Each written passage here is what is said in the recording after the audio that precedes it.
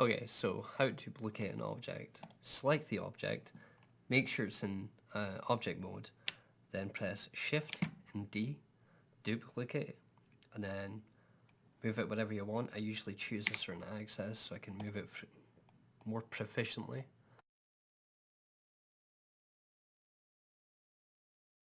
Now, this basically means when I do delete it, I'm going to delete the one that's actually selected, whereas if I did it, let's say in edit mode, and I do Shift D, and move it across there.